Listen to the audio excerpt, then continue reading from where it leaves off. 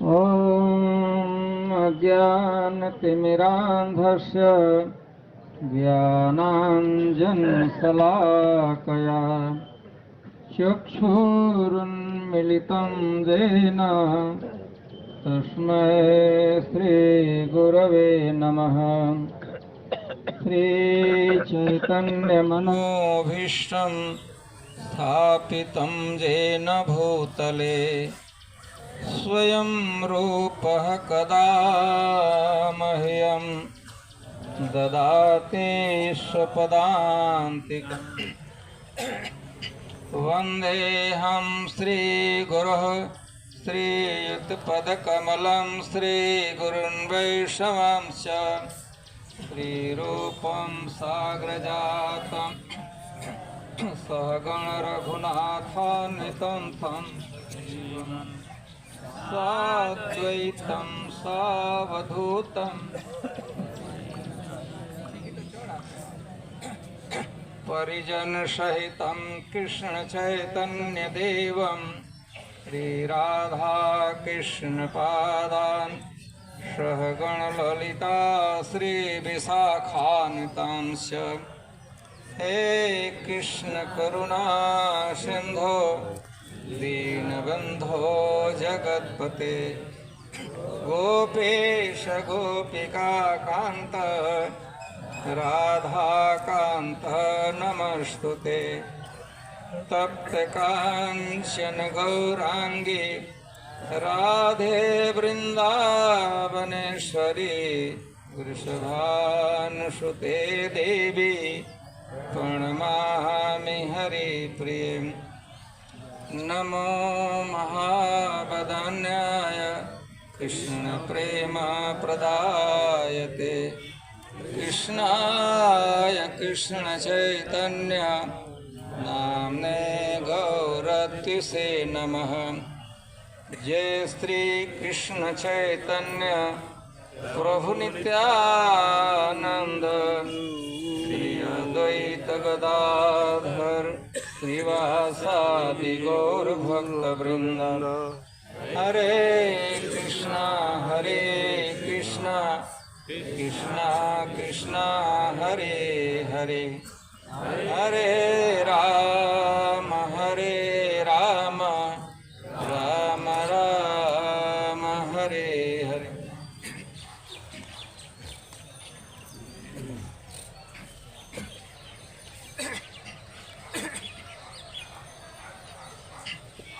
हरे कृष्ण।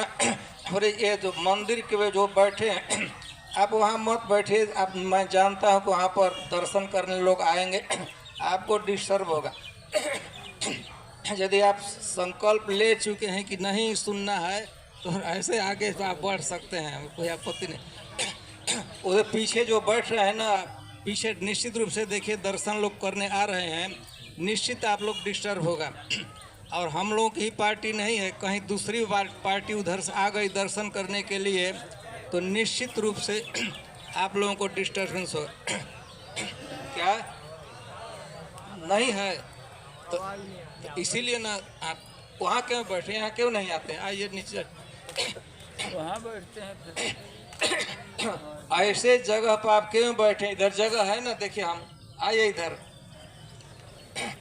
जब आपको आवाज़ नहीं सुनाई पड़ रहा है तो वहाँ बैठे ही क्यों?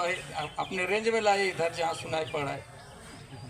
अब इससे बढ़िया तो माइक नहीं हो सकता है।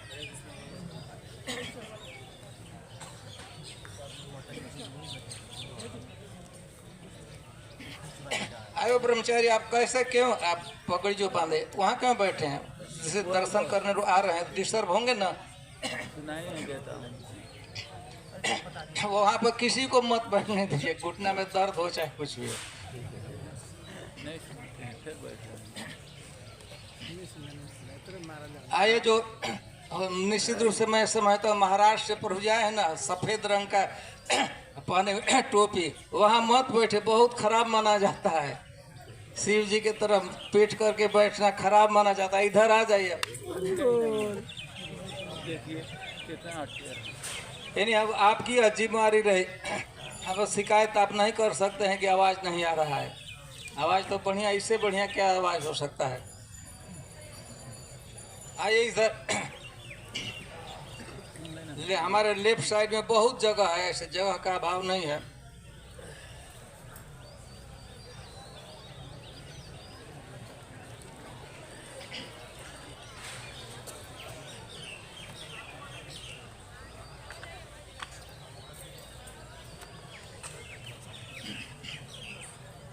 हरे कृष्ण। तो यह जो हम लोग जो प्रांगण में बैठे हैं मंदिर के बाजू में शिव जी का मंदिर है और साथ साथ भगवान विष्णु का भी। हरि मतलब कृष्ण, हर मतलब शिव जी, हर हर महादेव कहते हैं ना, शिव जी का हर नाम है और भगवान का नाम है हरि। तो चूँकि यह दोनों मिलित विग्रह है भगवान का, कृष्ण का और शिव जी का, इसलिए इस स्त्री विग्रह को हरिहर हरिहर महादेव, और चूँकि यह क्षेत्र है इसको हरिहर क्षेत्र कहते हैं एरिया को। और हम लोग बैठे एकदम नज़दीक में आम घाटा। तो आम का उस समय तो भगवान जो आम वृक्ष का रोपण किए थे, पूरा यह क्षेत्र ही आम घाटा माना जाता है। और यह नवद्वीप मंडल परिक्रमा के एक बहुत महत्वपूर्ण प्रिय और दर्शनीय स्थानों में आम घाटा का नाम आता है। भगवान की एक विशिष्ट लीला यहाँ आम घाटा में हुई थी। मैं उस लीला को प्रस्तुत करता हूँ। आप लोग जानते हैं भगवान चैतन्य महाप्रभु का आविर्भाव मायापुर में हुआ था। 24 वर्ष की अवस्था में भगवान संन्यास लिए। 24 वर्ष तक भगवान यहाँ रहे थे। और जिस समय भगवान यहाँ निवास कर रहे थे तो भगवान के पिता का एक लीला हुई, जगन्नाथ मिश्र का निधन हुआ। तो यहाँ से भगवान चैतन्य महाप्रभु गया जी में गए थे पिता का पिंडदान करने के लिए, श्राद्ध करने के लिए। और उसी स्थान पर गया जी में ही भगवान चैतन्य महाप्रभु ईश्वरपुरी यही नाम था ना, ईश्वरपुरी से दीक्षा लिए थे। और जब चैतन्य महाप्रभु गया जी से लौटे तो चैतन्य महाप्रभु संकीर्तन प्रारंभ किए, विशेषकर श्रीवास जी के आंगन में। तो भगवान जब चैतन्य महाप्रभु संकीर्तन लीला कर रहे थे, रात्रि के समय श्रीवास जी के आंगन में कीर्तन होता था। सभी भक्त लोग इकट्ठे होते थे। कुछ सिलेक्टेड भक्त, सभी का उसमें इंटरेस्ट नहीं होता था, सभी प्रवेश नहीं कर सकते थे। केवल भगवान के अतरंग शुद्ध भक्त ही श्रीवास जी के आंगन में चैतन्य महाप्रभु के साथ कीर्तन करते थे रात्रि के समय। और जब प्रभात होता था, सुबह होता था तो चैतन्य महाप्रभु अपने भक्तों के साथ कीर्तन करते थे, नगर कीर्तन करते थे। ये प्रतिदिन का। एक दिन की बात, भगवान यहाँ भी कीर्तन करने आए। 9 द्वीपों में कभी किसी दिन दूसरे द्वीप में जाते थे, तीसरे सीमंत द्वीप में, चाहे अंतर द्वीप में, कोल द्वीप में। एक दिन भगवान यहाँ आए, मतलब गोद्रुम द्वीप में। और गोद्रुम द्वीप में यह इस स्थान पर आम घाटा भगवान चैतन्य महाप्रभु आम घाटा में आए तो सुबह से ही कीर्तन हो रहा था, भक्त नृत्य कर रहे थे, कीर्तन कर रहे थे। दोपहर का समय हो गया, सभी भक्त क्लांत हो गए थे, थक गए थे, भूख भी लगी थी, प्यास भी लगी थी और नृत्य कर रहे थे, शरीर में थकावट हुई था। सभी भक्तों को थकावट था, भूख लगी थी, प्यास भी लगी थी। भगवान चैतन्य महापुरुष समझ गए, स्वयं उनको भी ऐसा लगता, नित्यानंद और सब लोग थे। यह क्या हुआ कि यहाँ पर एक छोटा सा घर था, एक भक्त का सामान्य घर, घास का कांटे से घेरा बना लिया था और घास का एक कुटी पर घर बनाकर वहीं निवास कर। यहाँ चैतन्य महाप्रभु आ गए तो उस भक्त के घर पर आंगन में, आंगन का अर्थ समझे, घास से कांटा से ऐसे घेर लिया था और एक घास का घर था, छोटा सा आंगन था, वहीं पर सभी भक्त लोग आ गए सभी भक्त लोग भूखे थे, थके थे। वहाँ पर जब घर में बैठ गए तो मैं बंगला का ही पढ़, एक दिन प्रभु सब भक्त गण नहीं संकीर्तन करी वैसे सर श्रम युक्त है, शर्म हो गए, परिश्रम से हो गया था। सुबह से शाम, सुबह से दोपहर तक कीर्तन हो रहा था, भक्त लोग बैठ गए। चैतन्य महाप्रभु कहे एक भक्त से कि मुझको एक आम का बीज लाओ, गुठली, हम खा लेते हैं बीच में जो बीज होता है। तो चैतन्य महाप्रभु कहे कि हमको एक आम का गुठली कहते हैं ना, बीज ला दो। एक आम बीज प्रभु आंगन, तो भक्त तुरंत ला दिए, कहीं से ढूंढ ढांढ कर कहीं आम का बीज था। भगवान चैतन्य महाप्रभु के हाथ में दे दिए। भगवान चैतन्य महाप्रभु कहे कि खुरपी की जरूरत है। खुरपी समझते हैं ना क्या होता है? पतला सा होता है, छोटा सा हाथ से करने और बड़ा होता है कुदाल होता है। हाँ। कुदाल का और खुरपी में भेद समझते हैं ना? हाँ। खुरपा चाहे तो चैतन्य महाप्रभु कहे खुरपी दे, तो उसी भक्त के घर में पड़ा हुआ था, आग बागवानी के लिए ला दिया, हाथ पकड़ा दिया खुरपी। जहाँ चैतन्य महाप्रभु बैठे थे ऐसे खोदने लगे, चालू किए, खुदाई चालू किए। तो दूसरा भक्त हाथ से चैतन्य महाप्रभु खुद छीन लिया, वो खुद बता भगवान संकेत कर दिए कि हमको यहाँ पर ये आम का बीज रोपना है, वृक्षारोपण कर। तो खुरपी दूसरे भक्त ने कर दिया। फिर भगवान चैतन्य महाप्रभु पानी मांगे, उसको थोड़ा सा स्प्रिंकल कर दिए, छिड़क दिए। फिर खुदाई किए, उसको नरम कर दिए, और नरम करने के बाद भगवान चैतन्य महाप्रभु अपने हाथों से, दोनों हाथों से एक गर्त किए। आप लोग कोई खेती की हो जानते हैं ना कैसे खेती? दोनों हाथों से ऐसे ऐसे करके बड़ा गर्त लिए कर दिए, और बीज को लेकर रोप डाल दिए। और चैतन्य महाप्रभु अपने से दोनों हाथ से ढाक दिए, और ढाक कर चैतन्य महाप्रभु थोड़ा सा पानी फिर ऊपर से छिड़क दिए। भक्तों को बड़ा आश्चर्य हो रहा था कि वृक्षारोपण प्रोग्राम कैसे, प्लांटेशन। तो सभी लोग जितने भक्त वहीं देख रहे थे, अब क्या होता है, नेक्स्ट क्या होता है। तो चैतन्य महाप्रभु ढाक दिए और सब स्प्रिंकल किए, पानी थोड़ा छिड़क दिए। तो सबकी दृष्टि तो वहीं पड़ी थी, अब दूसरी जगह कोई नहीं देख रहा था। सही थे वहाँ अब क्या हो। तो हुआ था एक दो ही आधा मिनट बीता था, तब मैंने देखा कि वो अंकुर उसमें आ गया, पत्ता लाल लाल, दो पत्ता आया। पहले बीज है और दो पत्ता, पत्ता का रंग कैसा था? लाल, पत्ता एकदम। तब तो और कौतूहल, सब लोग वहीं देख रहे थे। देखते देखते चारों तरफ वैसे वृक्ष बढ़ने लगा। तो बस जैसे से बढ़ता था तो उनकी दृष्टि भी वैसे ऊपर हो जाती। देखते देखते एकदम विराट, सभी भक्त लोग जितने ले चैतन्य महाप्रभु वृक्ष के अंदर हो गए। ऊपर देख सकता है, ऐसे पेड़ देखने लगे चारों तरफ। ये क्या विराट बहुत बड़ा वृक्ष हो गया। वृक्ष भक्तों ने देखा, देखते देखते उसमें पुष्प आने लगा। मुकुल, मुकुल कहते हैं यहाँ पर पुष्प को, आम में जो आता है पुष्प, उसको मुकुल कहते हैं। यही मौसम है, आ रहा है।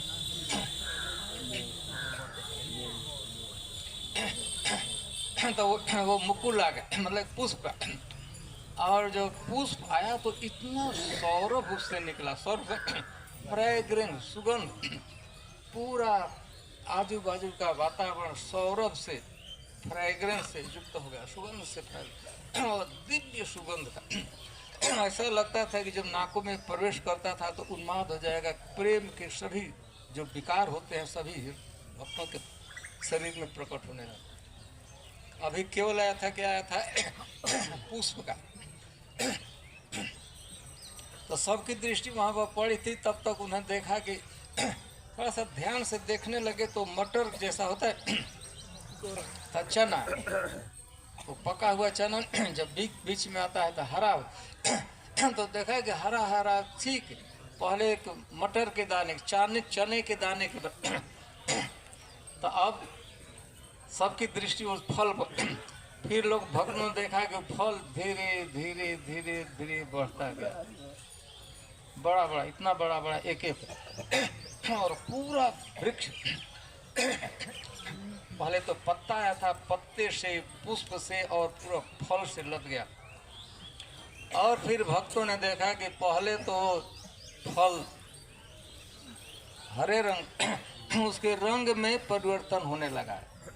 पहले हरा था तो रंग में परिवर्तन होने लगा। आप लोगों ने कौन सा रंग हुआ होगा? थोड़ा थोड़ा पीलापन और लालिमा लिए। कुछ फलों में ज़्यादा पीलापन था, किसी किसी में लालिमा था। और जो रंग परिवर्तन हुआ, पीला और लाल रंग के फल होने लगे, तो फिर अभी तक पहले एक सौरभ आया था, सुगंध था, फिर एक दूसरा सौरभ फैल गया, सुगंध आया। पुष्प से थोड़ा वह भिन्न था। और यह पुष्प से जितना प्रिय गंध था, उससे भी और यह और प्रिय हो लगा। और सभी भक्त वहाँ पर भूखे थे ही, प्यासे थे ही, थके थे। चैतन्य महाप्रभु ने कहा कि अब आप कुछ लोग, सबको जरूरत नहीं है, फल निकालिए। एकदम पक गया, पके फल हो गए, सौरभ सुगंध निकलने लगा। चैतन्य महाप्रभु के तो कुछ भक्त खड़े हो गए, अब चढ़ने की जरूरत नहीं थी नीचे तक। चैतन्य चरितामृत में वर्णन किया गया कि 200 फल संग्रह किया गया। तो अनंत बहुत सा फल था, लेकिन उसे 200 केवल तोड़ा गया। तो थोड़ा हम चैतन्य चरितामृत की भाषा। एक दिन प्रभु सब भक्त गण लई संकीर्तन करी बसे शर्म जोगता। एक आम्र बीज प्रभु आंगने रोपिल, तत्क्षणे जनिल वृक्ष बाढ़ीते लागिला। समझा ना? देखिते देखिते वृक्ष हईल फलित, पाकिल अनेक फल सबई विस्मित। अभी लगाया गया, कुछ ही मिनट में उसे वृक्षारोपण हुआ था और उसे फल आ गया, फल भी पक गया, तो सब लोग विस्मित हो गए। विस्मित मतलब आश्चर्यचकित। चकित तो समझ नहीं क्या आश्चर्यचकित। सत्य दुई फल प्रभु शीघ्र पड़ाइल, प्रक्षालन करी कृष्ण भोग लगाई। 200 दो नहीं, 200 फल तो पहले तोड़ा गया। तो धोने की जरूरत नहीं थी, उसमें कुछ धूली नहीं, लेकिन फिर भी डीटी वर्षिप का, श्री विग्रह की आराधना का नियम है कि फल को धोना चाहिए। बाजार से ला तो भगवान चैतन्य मनुष्य की सी लीला, प्रक्षालन करी कृष्ण भोग लगाई। ऐसा नहीं कि तोड़ तोड़ कर खाने पहले फल तोड़ा गया, फिर उसको प्रक्षालन किया, शुद्धि किया गया पानी से, और स्वयं चैतन्य महाप्रभु नैवेद्य अर्पित किए। वो स्वयं भगवान है, मनुष्य की सी लीला करते हैं, तो उन्होंने भोग लगाया। क्या मंत्र पढ़ा होगा?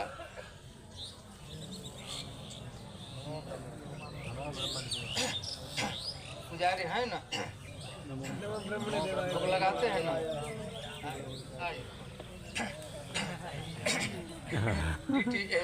महाराष्ट्र के पदयात्रा के इंचार्ज है, तो रोज रोज तो भोग लगाते हैं। दामोदर ले ठीक है, आप ही बोले नमो ब्रह्मणे देवाय। और हमारे पास समय है और यही कथा दूसरी जगह।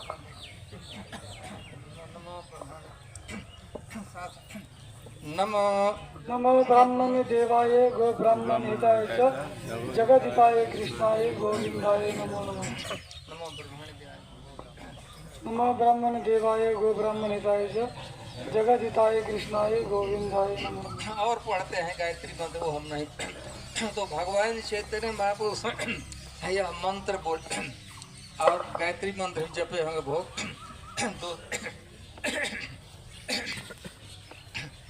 तो अब आम की विषय रक्त पीत वर्ण नाई अष्टि वल्कल।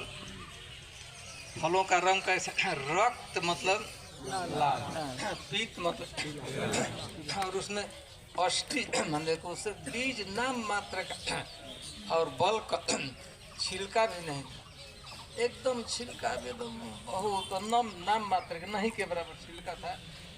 रक्त पीत वर्ण नाई अष्टि वल्कल, एक आमेर पेट भरे खाइल एक जल। चैतन्य महाप्रभु 200 निकल, चैतन्य महाप्रभु अपने हाथ से एक एक भक्त के हाथ में पकड़ा दिए, और एक बचा 199 वो तो, और बचा एक तो चैतन्य महाप्रभु ने कहा कि आप लोग खाइए। तो भक्त है कि ना, हम लोग पहले नहीं खाए, आप पहले खाइए। अरे वो तो खा ही लिए थे, लेकिन अब वो बेचारे क्या आप जानते, भोग लगा रहे तो खा ही लिए थे, कृष्ण हैं तो खा ही लिए, लेकिन फिर भी भक्तों का आग्रह था कि भगवान ने कहा रहे मैंने खा लिया था। भगवान कहे हैं ना, पत्रम पुष्पम फलम तोयम यो में भक्त्या परेक्षति तदहम भक्ति उपहृतम स्नामी प्रेतात्मन। प्रेम से, श्रद्धा से, भक्ति से यदि भगवान को कोई पत्र पुष्प फल जल अर्पित करता है तो भगवान कहते मैं खाता, तो खा लिए। अगर मैं खा लिया ना, वो नहीं, दृष्टि रूप में खाते हैं ना हम लोगों को आप। तो चैतन्य महाप्रभु नाम तो सभी भक्त एक एक आम खाए। एक गुड एनफ था, एक इतना बड़ा था, इतना रसीला था कि वो खाने से उनका पेट भर गया, मन भर गया, पूरा पूरा सारी इंद्रियों में शक्ति आ गई, एकदम संतुष्ट। यही तो रक्त पीत वर्ण नाई अष्टि वल्कल, एक आमेर पेट भरे खाइल एक जल। ठीक ही चल रहा था ना।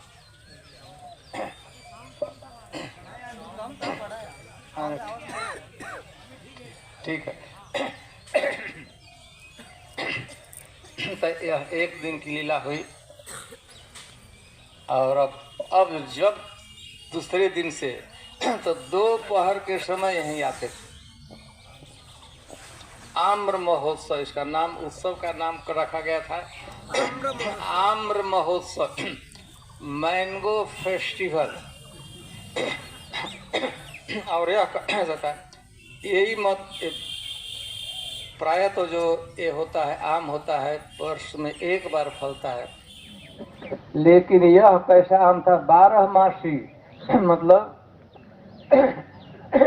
पूरे 12 महीने तक हमेशा उसमें फल लगा रहता है। कभी आम होता है, सुने हैं ना, रेयर होता है, 12 मासी कहते, क्या नाम कहते हैं महाराष्ट्र में, क्या कहते हैं, बारहमसिया, 12 मालदा के हैं का, कहाँ बिहार जहाँ, वहाँ भी आम होता है, लंगड़ा होता है, मालदा होता है। ठीक है, धन्यवाद। तो यह कैसा 12, तो प्रतिदिन भक्त लोग सुबह से कीर्तन करते थे, और दूसरे दिन सब संख्या बढ़ गई थी, पता लग गया था कि दोपहर में क्या होता। तो यह 12 में चैतन्य महाप्रभु, यह लीला भगवान चैतन्य महाप्रभु की 12 महीने तक, पूरे 1 वर्ष तक चला। दोपहर यहीं भक्त आते थे कीर्तन कर दोपहर में, और इसके बाद आप लोग जानते हैं भगवान चैतन्य महाप्रभु तिरोहित हो गए, नहीं यहाँ से चले गए जगन्नाथपुरी। जब चैतन्य महाप्रभु जगन्नाथपुरी चले गए तो यह पेड़ अदृश्य हो गया, आकाश में चला गया। अच्छा होता आज नीचे होता, 1 वर्ष के अंदर ही हम लोग आए होते तो और अच्छा होता। तो 12 महीने तक वह पेड़ रहा, और उसके बाद चैतन्य महाप्रभु कहाँ गए, जगन्नाथपुरी गए, वह इसके बाद अदृश्य हो गया। तो यह देव भगवान की यह अद्भुत लीला, भगवत की लीला इसी आम घाटा में हुई थी। इसी चूंकि चैतन्य में और भी आम पहले भी थे, उसमें फल नहीं लगा था कि मौसम नहीं था, लेकिन चैतन्य महाप्रभु रोक दिया, तुरंत हुआ। तो इसलिए स्थान का नाम है आम घाटा। यहाँ के तो पूरा याद हो गया ना कथा। आप बताइए कितना आम तोड़ा गया था? आप 200 के, 400 के नहीं, 2 ही होता है, 200 होता है, ठीक। वो चलते यह कथा बताएंगे गांव में जाकर अपने। कहाँ गांव है? सोलापुर। मराठी मानुष। तो सोलापुर में आप कथा बता दीजिएगा, कहेगा गए थे आम घाटा में तो एक कथा सुने हैं, याद लेके याद रखना होगा, ठीक है।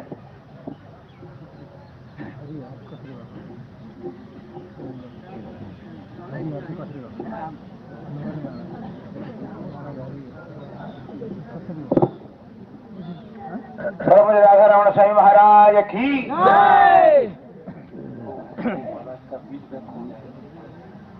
किनका फीडबैक हो गया? मिला किसको बताइए? खोया बना, मिला किसको फीडबैक? इसको मिला है? किसी भक्तों को फीडबैक मिला है? प्रभु जी ब्रह्मचर्य का फीडबैक हो गया? किसी को नहीं मिला। ऐसा कैसे हो सकता है? यहाँ थोड़ी खोया है तो पाया होगा ना कोई। दूसरा टीम पे आ गया होगा, दूसरा टीम पे आ गया होगा। अच्छा, दूसरा टीम में जी। किसके पास है तो दे दीजिएगा। तो महाराज जी बड़ी सुंदर भाव से आम्र महोत्सव, एक्चुअली वो स्थान इसी प्रांत में था, पर्टिकुलर जगह नहीं, इसी प्रांत जो है ये इसी प्रांत में हुई थी। आज भी आपको सरप्राइज होगा, यहाँ से हाफ किलोमीटर जाएंगे, एक जगह है वो रेलवे स्टेशन बन गया, उसका नाम है आम घाटा। अरे वो उसी लीला से, ये कोई नहीं कि आप कोई कहीं कहा मैथोलॉजी है, 1000 वर्ष पहले लिख दिया, कोई ऐसा नहीं। अभी अभी कुछ 10-15 पीढ़ियां की पहले, राइट। जैसे नृसिंहपल्ली हम गए थे, ऐसे कोई नहीं कि भाई हम कल्पना है गांव नृसिंहपल्ली, देवपल्ली, आम घाटा, अभी जाएंगे गोरदहा। तो ये प्रत्येक स्थान लीला हुई है। अब ऐसा नहीं कि कोई सत्य युग में, तृतीया युग में हुआ, हमें क्या पता, लेकिन ये तो अभी अभी देख रहे हैं आप लोग। अभी भी वो स्टेशन का नाम है आम घाटा। आम के आधार पर वो रखा गया है। अब हम लोग वहां तो इसी प्रांत में है, कहीं आप लोग जो स्टेशन है उसके पीछे आम के बागान है, लोग कहते हैं वहीं हुआ है। ऐसा कुछ नहीं, इसी प्रांत में हुई थी। महाप्रभु जब गोद्रुम द्वीप में आके संकीर्तन लीला कर रहे थे तो लीला हुई है। अब यहाँ से हम धीरे धीरे जाएंगे गोरदहा। गोरदहा में भी कथा होगा। हाँ, महाराज उसकी कथा भी वहां वर्णन करेंगे। किसी माता जी ने प्रश्न पूछा कि हरि हर का कैसे एकत्र कैसे हुई। मैंने कुछ वर्ष पहले परम पूज्य राधा नाथ स्वामी महाराज जी कह रहे थे, ये हरि हर का मिलन का एक लीला है, आप सभी जानते हैं। अब अमृत मंथन के बाद में शिव जी को महाराज जी कह रहे थे, शिव जी को बुलाए नहीं थे, सभी लोग देवादेव जहर के लिए बुलाए थे। जब हलाल विष निकला तो क्या हुआ? शिव जी को बुलाया गया, यहाँ पियो। जब अमृत निकला तब उन्हें बुलाया नहीं। तो उस मोहिनी रूप को दर्शन करने के लिए शिव जी लालच हो गए। भगवान की स्वरूप है, उन्होंने कहा कि मैं उस स्वरूप को देखना चाहता हूं, और ये कथा आप जानते हैं। और उसी कारण भगवान उनके समक्ष एक सुंदर स्त्री के रूप में प्रकट हुए, और वो स्त्री जहां जहां जा रही थी, शिव जी उनका पीछे पीछे जा रहे थे, और वहां शिव जी के भक्त भी देख रहे थे कि हमारे नाथ काशीनाथ विश्वनाथ जी कहाँ चल रहे हैं। अंत में वो पकड़ में नहीं आ रहे थे भगवान मोहिनी, और अंत में कितना कब कहां तक चले वो लीला। तो जब उन्होंने वो मोहिनी रूप को आलिंगन किए, तो तब वो मोहिनी विष्णु की स्वरूप, जो मूल स्वरूप है, प्रकट हो गए। तो शिव जी को थोड़ा सा एम्ब्रेसमेंट फील हुआ। तो फिर उन्होंने, भगवान ने कहा, आपने देखा कि मेरा माया शक्ति कितना प्रभुपाद उदाहरण देते हैं धीर की, जो धीर है, धीर शब्द में शिव जी का उदाहरण देते हैं। इस संसार में ऐसे धीर व्यक्ति हो तो धीर सत्र न मुह्यति, क्या लिखा है, उसी में उदाहरण किसका देते हैं? शिव जी का। फिर भी आप सोच सकते हैं कि भगवान कह रहे हैं शिवा मेरी माया कितनी शक्ति, माया दुरत्या। शिव जी वही शिव और विष्णु की जो आलिंगन है, महामिलन है, उनकी दोनों के मिलन का ये स्वरूप है। ठीक है ना। किसी माता जी ने पूछा था तो मैंने इसको जो सुना था मैं कह दिया। अब यहाँ से हम लोग गौरधाम चलेंगे। जो भक्त लोग दर्शन नहीं किए दर्शन कर लीजिए, बड़ा सुंदर स्वरूप है। फिर हम लोग